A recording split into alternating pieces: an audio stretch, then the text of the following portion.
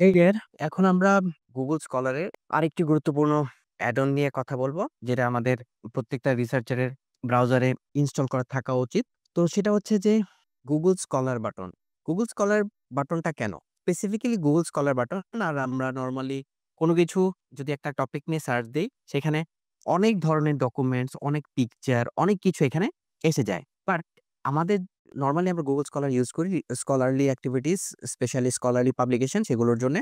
তো এই যে দেখেন এখানে আমরা গুগল স্কলার বাটন কেন ইউজ করি? Look up scholarly articles as you browse the web. আমরা যাতে শুধু আর্টিকেল গুলোই স্কলারলি আর্টিকেল গুলোই পাই, সেটার ক্ষেত্রে আমরা স্কলার বাটনটা ইউজ করি সার্চের ক্ষেত্রে। বেসিক্যালি আমি কখনো গুগলে সার্চ দিলে গুগল স্কলারে গিয়ে সার্চ দেওয়া থেকে আমার অ্যাড অন থাকে উপরে, গুগল স্কলার আবার ওপেন করতে হয়। বাট অ্যাড অন যদি উপরেই থাকে আমাদের ব্রাউজারে, তো আমাদের এই সার্চিংটা খুব ইজি হয়ে যায়। আসলে এরপর এখন আমরা এই গুগল স্কলার বাটনটা কিভাবে আমরা ইনস্টল করব সেটা দেখে নেই। তো আমরা বরাবর আগের মতোই আমরা এক্সটেনশনে যাব। এক্সটেনশন রাইট সাইডে 3 ডট বাটনে visit Chrome web store.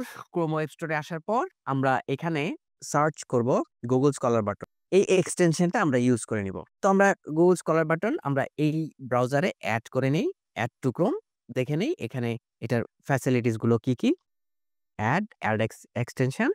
Extension দেওয়ার পর আমরা এটা এড করে পিন করে নিব গুগল স্কলার বাটন।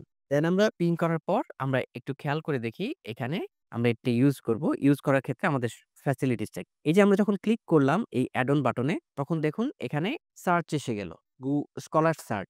এখানে আমরা যদি সাপ্লাই চেইন ম্যানেজমেন্ট দেই, সাপ্লাই চেইন, তাহলে সাথে সাপ্লাই চেইন রিলেটেড যে আর্টিকেল গুলো আছে এখানে এসে যাবে।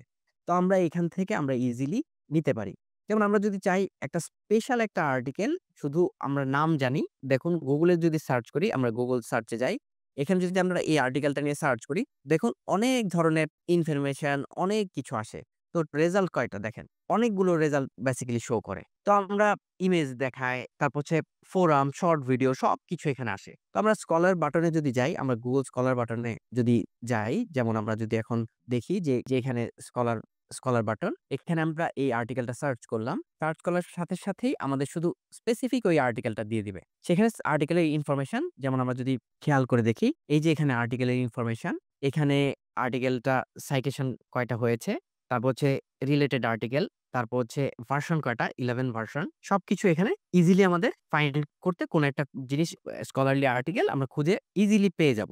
এই হচ্ছে আমাদের এই স্কলার বাটনের গুরুত্ব। ওকে? তাহলে আমরা আবার দেখি। আমরা সার্চ করলাম। সার্চ করার পর এই যে এখানে সবকিছু দেখাচ্ছে। তারপর open result in a new tab আমরা ক্লিক করে নিতে পারি। তারপর এই আর্টিকেলটা আমরা স্টার মার্ক দিয়ে আমরা বুকমার্ক করে নিতে পারি আমাদের গুগল স্কলার লাইব্রেরিতে, মাই লাইব্রেরিতে। ওকে, এই ফ্যাসিলিটিস গুলা আমরা বেসিক্যালি গুগল স্কলার এই বাটনটাতে আমরা বেসিক্যালি পেয়ে থাকি। তো আমরা সবাই এই অপশনটা আমরা আমাদের গুগল ক্রোমে ইনস্টল করে নিব।